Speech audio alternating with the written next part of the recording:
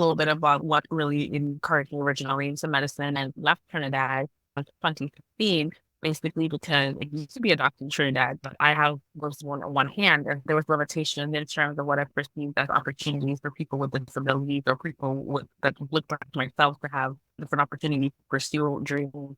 Just my dream, which is to become a physician. So I left Trinidad on my own and I said, I want to be a doctor if I can be here. And at that point, I was a little bit afraid actually about what it meant to pursue medicine because, again, having disability and also not having seen many Black women physicians and more so a Black women physicians that have a visible disability. That's a very unique niche really was something that made me wonder, is it possible to pursue medicine? When you see doctors in England, they always show two hands moving actions, right? They never show a single hand of what it's capable of. But my mission currently is like to show like my name is Future Dr. Valley, living lives one hand at a time. It's my inspirations here. Remember that if there is a dream to do working in active community, it's always possible with a desire to pursue that dream. Welcome to Life as a Patient Doctor. I'm your host, Dr. Stephanie Moss, navigating life as a patient and a medical doctor. Walk alongside me as I reflect on the challenges and triumphs and lessons I've learned undergoing medical education with invisible disabilities. Join me as I interview other doctors, students, and healthcare workers on their own journeys. Listen to their unique stories on how they balance their health while caring for others in the health profession. Welcome, everyone. My name is Dr. Moss, and I am interviewing Malikiya, who's a second-year medical student at Harvard Medical School. She was born in the beautiful Twin Islands of Trinidad and Tobago and moved on her own to the United States in 2016 to pursue college. She graduated from UNC Chapel Hill in 2020 as a summa cum laude and Phi Beta Kappa, an honors in chemistry along with a minor in Spanish and biology. She did a 2-year research fellowship at the National Institute of Health, participating in sickle cell clinical trial research before starting medical school. Welcome. Hi, how are you, Dr. Ma? Thanks for having me. Oh, you're welcome. I'm so glad to speak with you. So tell me a little bit more about your journey. Yeah, so some background. I'm originally from Trinidad and Tobago. I was born and raised there. And then growing up there, I grew up in the more of a very Black, more lower income community, access to medical care. It was witnessing the disparity in terms of for care, the delivery of health care opportunities, and it inspired me to pursue medicine. I literally was the impetus for wanting me to pursue medicine. And that's a little bit about what really encouraged me originally into medicine. And then I left Trinidad in 2015, basically because it used to be a doctor in Trinidad, but I have was one hand, and there was limitations in terms of what I perceived as opportunities for people with disabilities or people with that looked like myself to have different opportunities to pursue dreams. Just my dream, which is to become a physician. So I left Trinidad on my own and I said, I want to be a doctor if I can be here. I'm not going to be able to save life somewhere else. And so I moved to the United States on my own in 2015. I lived in New York for a while and worked. And then after I applied and I got into to Capitol Hill and I went there for college, I was able to really get a experience into research and what healthcare system looks like in the United States. And at that point, I was a little bit afraid actually about what it meant to pursue medicine because, again, having disability and also not having seen many Black women physicians and more so a Black women physicians that have a visible disability. That's a very unique niche really was something that made me wonder, is it possible to pursue medicine? And interestingly, one of my mentors told me one time we ended up being in the same lab, ironically. I met her at UNC School of Medicine. And she told me, you do research, you read a lot of papers. What research article that was peer reviewed just told you that one-handed people can be doctors? So I was like, you're really right. There's nobody that really verified. So I was like, and so anyways, it really inspired me to really push through that dream and recognize that like the limitation was the limitation of my mental thoughts of, well, and I wanted to pursue this thing that I know I was capable of and to be able to do the work that I always have dreamt of doing. And yeah, for a couple of years now, I'm a second year medical student at Harvard. That's the kind of journey. I think I pursue medicine and my own journey in medicine. I really Mm. working on, again, the remembrance of the resilience and the grit that it took for me to get here into medicine, and also recognizing that, like, when I look around, there's not people that look like me in any capacity in the space that I am. There are 5 Black women in my class of like almost 200 here at Harvard. Only 2.8% of physicians in the United States are Black women or identified. And more importantly, I think of only about like 3% or even less than that are who identify with disabilities. Again, the intersection of that is one number. The odds in theory have always been stacked against me. And even growing up in Trinidad, I too have, for example, been discouraged early on about what the perception is like of physicians. When you see doctors in England, they always show 2 hands moving actions, right? They never show a single hand of what it's capable of. But my mission currently is like to show, like, my name is Teacher Dr. Valley, saving lives one hand at a time. I got this to see it. My inspirations here, remember that if there is a dream to do work in the active community, it's always possible with a desire to pursue that dream, but also recognizing that you have to immerse yourself in community and spaces of support. Like, my mom has been an incredible support of my family, getting mentors like who I mentioned before, really telling me about what really the take and capability in doing something. And that's why I tell people, if you want to be a doctor and you feel like you may not be capable, remember you deserve to take up space in places where people might tell you that you may not look like the person who's represented in that space. Representation matters. And if you don't see the representation that's there, become that representation. For what I hope people continue to show that blend differences, different ability statuses, still have the capacity to shape and change lives, affect healthcare outcomes in positive ways, be able to a good approach to medicine, the most humanistic approach as possible. I love that. That's so inspiring, your story. I love that phrase, that Dr. Hines saves. Dr. Lives one hand at a time. Wait, what was it? Dr. Malley saving lives one hand at a time. Love With a it. stethoscope. That's amazing. And I think it's so important, like you said, to talk about those intersectionalities, because it stacks when you talk about race, you talk about physical disabilities, or being even a woman. All these different things are different challenges that can present itself. And I love how you mentioned how having a mentor that really inspired you to keep going and get you away from our mindset that kind of really can self-limit us sometimes, like you said, that can really get us thinking like, no, I can't do it. All these negative self-talks that go around in our head. And sometimes we just need someone else to be like, hey, cut it out. Let's think logically. Have you seen a research paper? I love that. Yeah, that was iconic. Tell me about different challenges or successes you've had in your journey to date.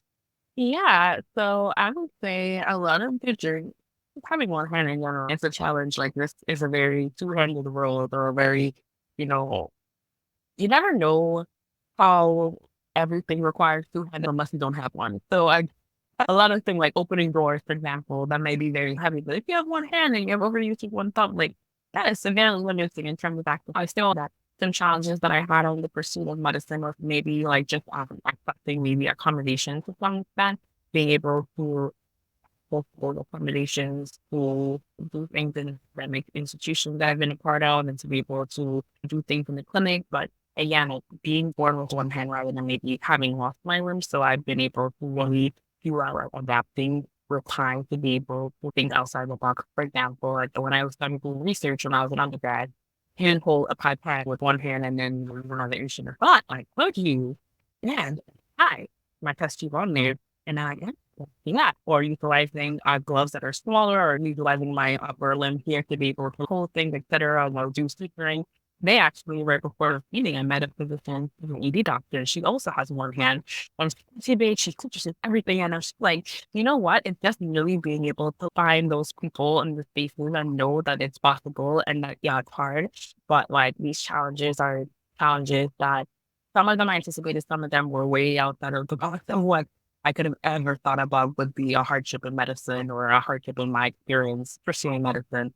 But I would say that it's really keeping on my journey of trying to remain positive and surround myself with the community that's really uplifting, support my journey of, like, how do I adapt? How do I connect with more allies in the space? How do I find more women, no women of color, POC, or people who identifies with more marginalized identities so that we should be able to support each other. So some spaces where medicine is predominantly like very conservative, very male, very white. Being able to have that in those spaces has been more helpful. I would say my successes came from just having an athlete to say when I was in Trinidad. I've gone through a lot of times in my people have just overstride. Well, I don't know, maybe it's from just innate ableism or just not having the experiential knowledge of what people can do if you don't feel other people work like me. I feel that I just can't do something growing up.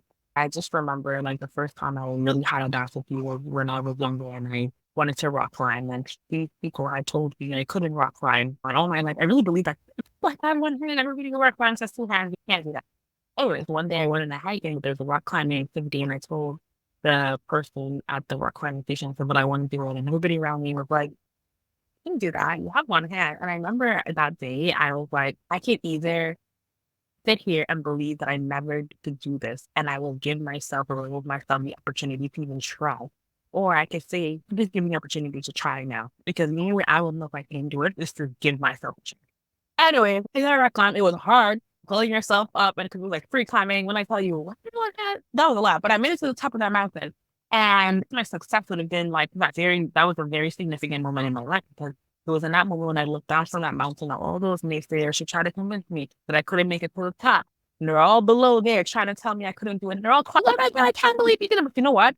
I believe. I had the audacity to believe in that moment that I could make it to the top. And I did. And I got there. And anybody that ever thought that they could deny me the opportunities of my dreams or at the bottom of that hill waiting to this day. So I would say that has been an incredible success to be able to really force myself out of my comfort zone, even in the most where it's easy to just give up and just be like, I can't, or people just assume I can't do it. When I left my country on my own in 2016, that took audacity. My family is back in Trinidad, and I see them sometimes, not all the time, but to leave an entire culture and to come into American culture on my own as a person going to the South, being able to adapt an American educational curriculum. When I was in college, there was no Caribbean Students Association of Space that I felt like we would represent. So we created it. You don't see yourself represented, created. I would say that's another success. I did a lot of research working on my number 10 publication. I would say a lot of academic successes. I'm a medical student at Harvard. I got to work at the NIH. I'm doing a research fellowship. I've been really hard working in terms of prioritizing my studies, etc. But I would say the most important successes I've had is being able to remember that my dreams matter, my visions matter, the what impact I can have and will have in the world and in the space of patient care, it does matter. And I'm committed to doing so. And so even though I've experienced these challenges, I've experienced their ableism, I would say, oh, so many things that maybe one day I'll talk about in some book or some op-ed.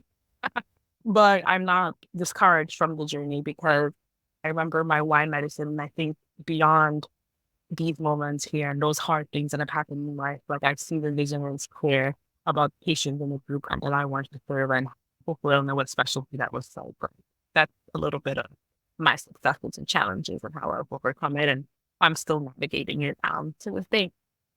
You are amazing and phenomenal. And this is exactly why I wanted you to come and share that because it's so inspiring to hear going through not just like we all struggle with studying or getting into medical school, but talking even outside just the day-to-day world. You saying we live in a two-handed world, and if someone doesn't live with some sort of disability, there's no way that they could think about that. But you, on the other hand, you've taken that and you've been so creative and said, okay, I'm going to make my own rules. I'm going to make my own what I can and cannot do. And that is so uplifting to hear that you've been able to just push away all the negative thoughts and the naysayers, like you said, because they will be there, unfortunately, because that's just life. But that will get you so far in medicine, I'm sure. And I can't wait to see you as Dr. Hines here soon, or Dr. Molly Hines here soon. Yeah, me too. I can't believe also the moving to the US at such a young age. That is definitely an interesting path that very few people, I'm sure, has had that big challenge. How did you navigate going into a complete culture change? I think actually a lot of people in the IMG world would probably really like to hear how you managed that transition. Yeah, that is a really good question. Honestly, it was quite a time because I can think back on it now fondly because I've been through it, but I'm pretty sure when I left Trinidad, I moved to New York, and there's a diaspora for the Caribbean people there, but there's like the New York energy. So it's just okay. New York has a type of culture, but at the end, there's some level of like familiarity between the West Indian diaspora and all these other like people like New York. But then I ended up going to North Carolina, which is I guess I consider it the South. A lot of people don't necessarily call it the South, but then I had been dealing with some hospitality and what that very unique experience was like in that condition. And again, being even further away from family, I have maybe some aunts and cousins in New York, but again, in North Carolina, I couldn't go home a lot of times, for example, to see my family in New York or in Trinidad because I just did not have the money. A lot of times when there were break times, I had to stay on campus and it was very like isolating a lot of the moments and so I would say it was very difficult for that. And also, I think because I went to a PWI, the experience of sometimes grouping Blackness into the monolith. For example, I am Black. Yes, I'm Black in America, but for example, as being an African American and having that nuanced experience, I can't say that I've had that because I didn't grow up here. So I think recognizing that how do I again find less spaces of belonging, but also recognition of sometimes that belonging means that you can't just throw yourself into like just main group. How do I have a sense of self and retain some aspects of my culture? Because, for example, when I moved to North Carolina, a lot of people did not understand my accent.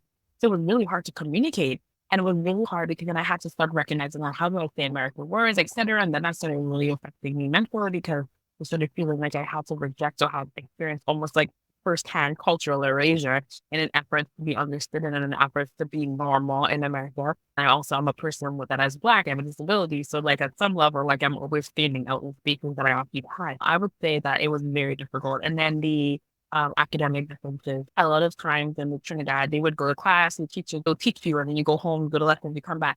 In college, they said, go home, read your book.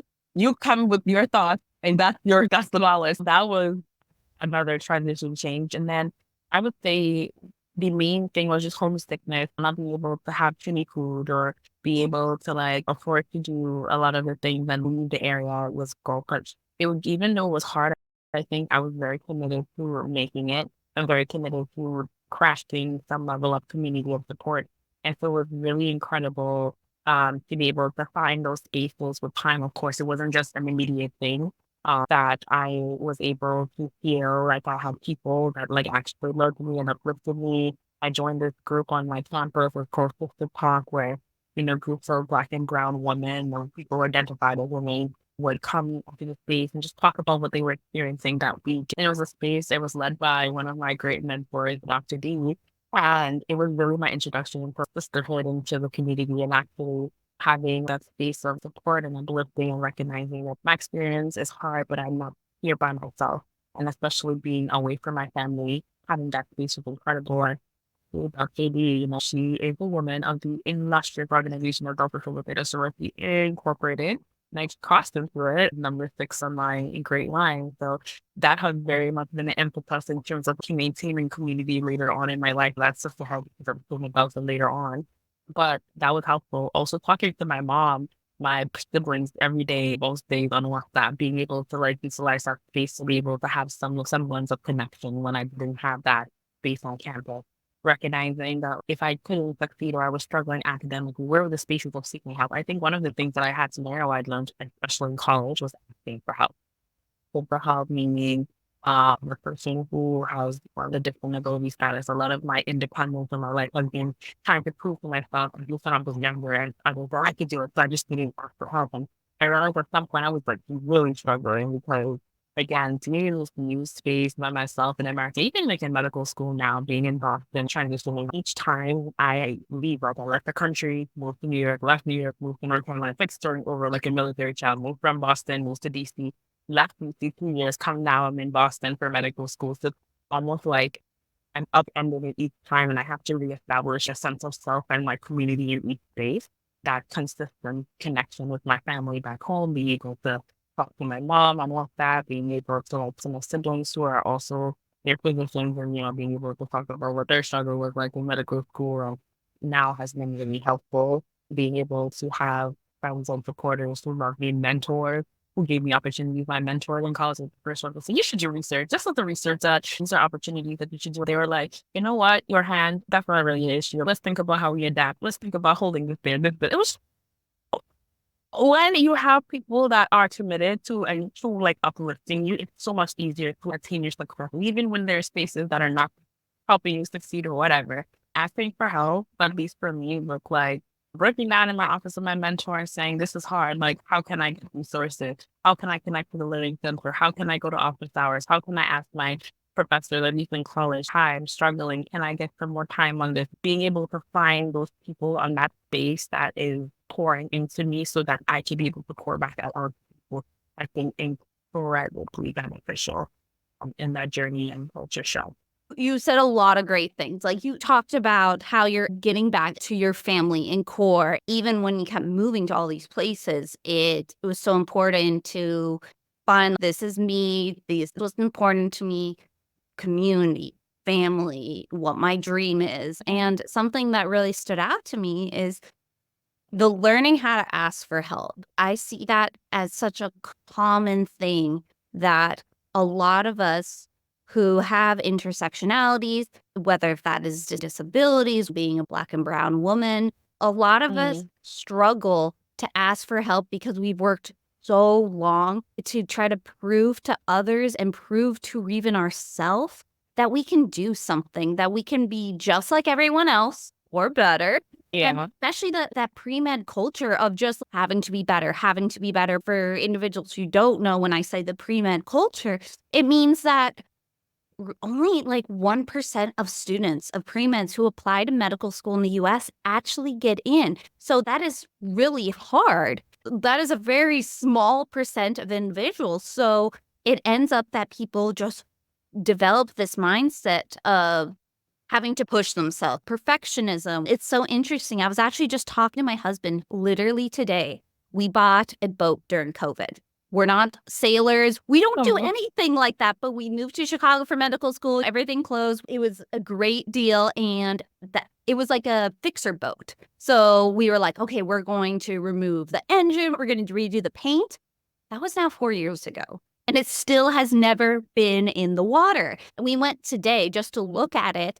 And we were talking about like how that boat has been a really good representation for both of us of being okay with leaving things unfinished, leaving things not perfect, really disconnecting from that concept of needing to prove how awesome. Like no one was expecting us to build this boat or rebuild this. It really separated us from that like medicine competitive culture and just try something new. So yeah, not recommending that everyone just go randomly buy a boat, but it's important to learn because it's hard to ask for help. Exactly. Sometimes being unfinished might mean that our things aren't going to be complete by the deadline, and life is okay. You will be okay. Sometimes you might get an L, you might not pass that exam. Really thinking about how you advocate for yourself really matters, especially in pursuit of medicine when you'll be advocating on behalf of your patients, advocating for some time. Rest is so important. The undergrad, there was the idea that you don't have to have a 4.0 or whatever to be able to pursue medicine or a 5 looked at so long ago, but recognizing that it's okay to struggle, it's okay to ask for help. And sometimes, and most times, it's okay to fail because when you fail, at least from my perspective, failing allows you to really think about it more creatively. Of like, okay, this is what happened. How do you think about it in a different way? How do I pursue that opportunity in a different way? Maybe I need to put it. So I think you're so right. This is both being a metaphor for sometimes it's okay to be influenced, but sometimes it's okay to recognize that you can take a pause. Maybe one day you'll go back to that boat. And maybe one day it will be in the water. It's not in the water now, but there's so much time for that. There's so much space and there's so much opportunity. Yes. Oh, thank you for saying that, especially just that it's okay to struggle. It's okay to fail. If you're not failing, how can you do better? Just like there's always going to be a failure, there's always going to be a success. If you have bad days, there always has to be an opposite. There always will be one good day. It's a spectrum. I don't know if that made sense. Yeah. It was up for me. Oh, thank God. It made sense in my brain, and then I was like, oh, that. And interesting. Going through your own experience that you've had in your life, your lived experience with physical disabilities, how has it impacted how you connect with patients? Yeah, that's literally your question. So when I came into medical school at HMR, one of the things that I was wondering about my patient interaction was, should I tell my patient by one hand just to explain, like, maybe in my question, my competence, I'm already a medical student, I'm having all these things that I wondered about. And so what I ended up doing is like recognizing that I ended up not saying anything. I just would show up in a room, illustrate my like regular everyday personality. I clearly am a competent medical student and knowledgeable about at the level in which I'm needed to be, and being able to engage with patients. And I think that being able to like just show that I'm capable of doing just the same role as people who came in with the two hands here and were quite equivalent confident. I might even argue even more because I just came in again with just okay, I have to come closer to your eyes because one eye is better working the other one. Or maybe if I have to do ultrasound, I might have to hold something differently. At the end of the day, my patients, they're very impressed. I think that they're like, I'm a very, what is the word? They always emphasize how much of a joy it is to be around me and how warm my personality is and how safe the space. I really be intentional about trying to make them feel in terms of being seen, being heard, and trying to address all of the concerns that they come in with, being able to really extend that empathy and that compassion to whatever needs that they have. I feel like that has been so tremendous in it allowing me to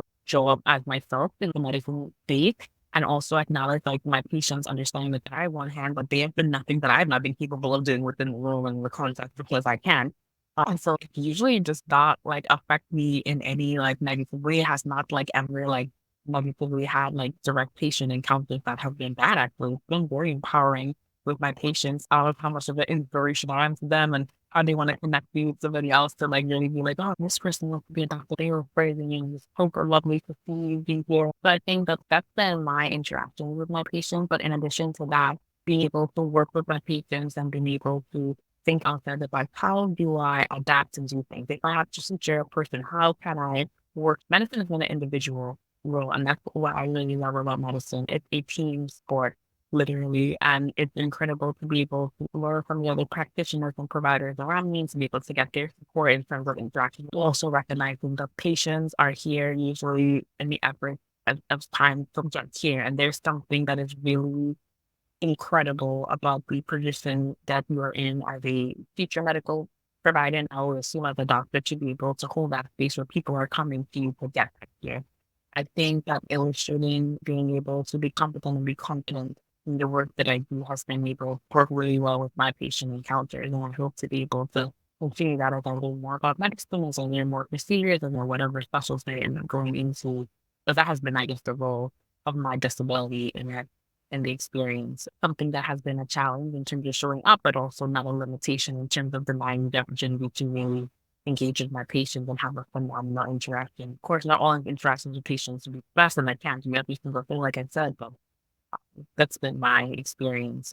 Thank you so much for sharing that. I think that is a question that I can see coming up with individuals, whether if that is teammates, classmates, instructors, like how will patients interact? And I'm so glad to hear that they've seen it as you're just another provider, happy and really receptive to your warmth and your intentionality of humanistic medicine and patients that are cared. I think that is the most wonderful and empowering thing to remember, that it doesn't matter what you look like. It doesn't matter what things you can and cannot do, or society says you cannot do. You can still help individuals. You can still follow your dreams. You can still achieve your dreams, which is so important.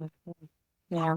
As we start to wrap up, is there any pearls of wisdom you would like to impart to other individuals in medicine who maybe have physical or invisible disabilities?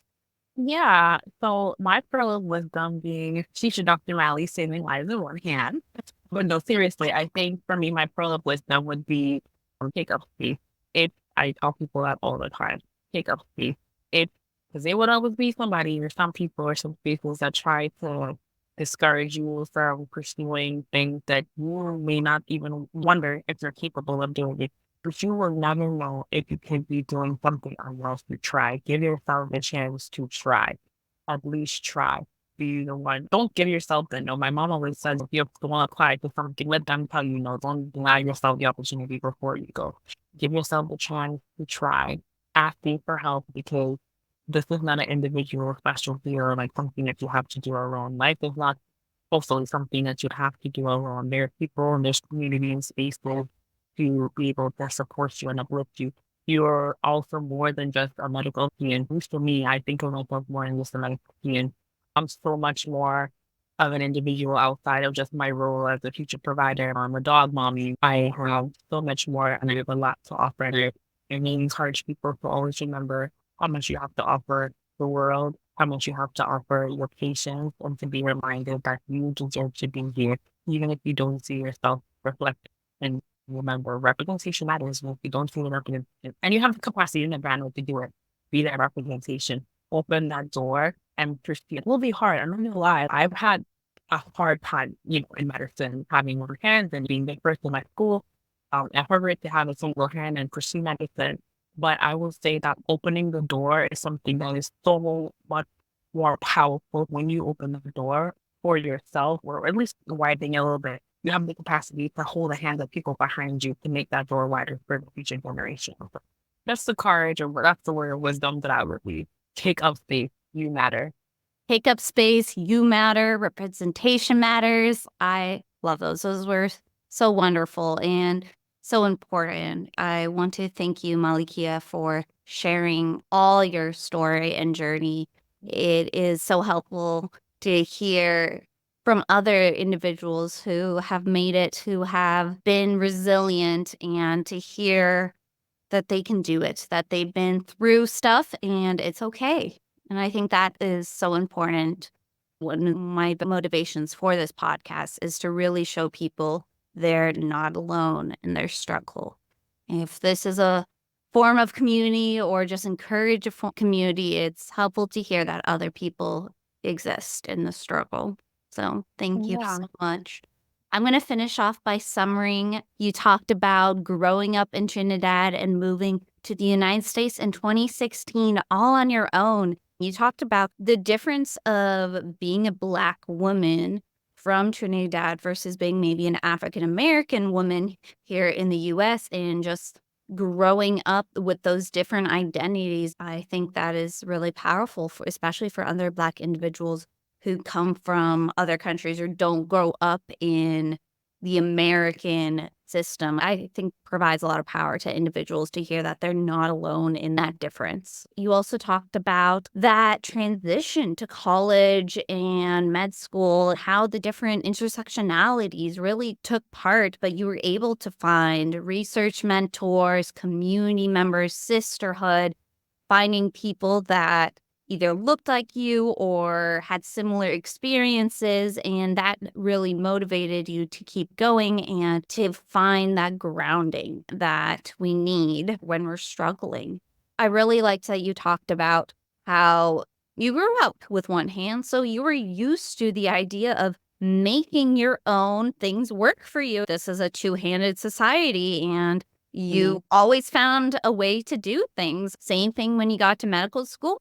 You need a suture? Okay, you'll figure it out. Yeah. It's not this whole new thing. It's just that resilience and that practice of just trying to figure out how you'll do things. It's creative. You finished off by really talking about how important it is to take up space and be who you are.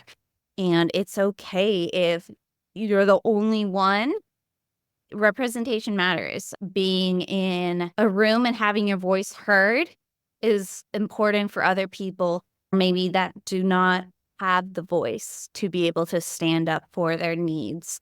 And I am so thankful for you really sharing all that you went through. I really think it will connect with a lot of individuals.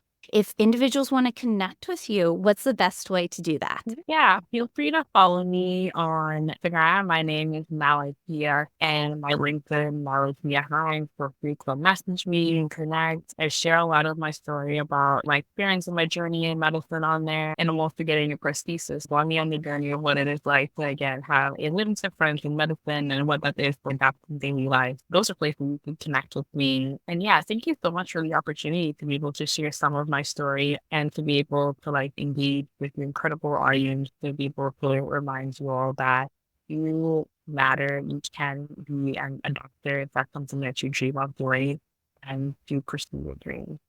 Yes, thank you. I'll make sure to link your Instagram and your LinkedIn, and that is so exciting. I can't wait to follow you on your journey of getting a prosthesis and seeing how that new adaptation goes. That sounds so exciting. Yeah, we'll see. It'll be a new experience for sure. Literally. Thank you, everyone, for joining in today. If you haven't already, make sure you subscribe to Life as a Patient Doctor because we have plenty more medical students, doctors, pharmacists, caseworkers, social workers. We have a whole bunch of individuals who have been willing to share their story. We're really trying to just humanize medicine and show that your profession is not just who you are. There is so much more. That could be a disability, that can be a health condition, that can be having kids while studying. There's so many different aspects that have made the people that they are today and lead them to have a unique perspective when they treat and care for others. Thank you all so much. If you haven't already, follow me on all the social media at MedPsychMoss. And then I also have a website, medpsychmoss.com, where you can see my blog, new worksheets. I even shared my personal statement for residency. If you're getting there for residency or close, check that out. Thank you so much, everyone. And I hope to see you all next time. Take care. Bye.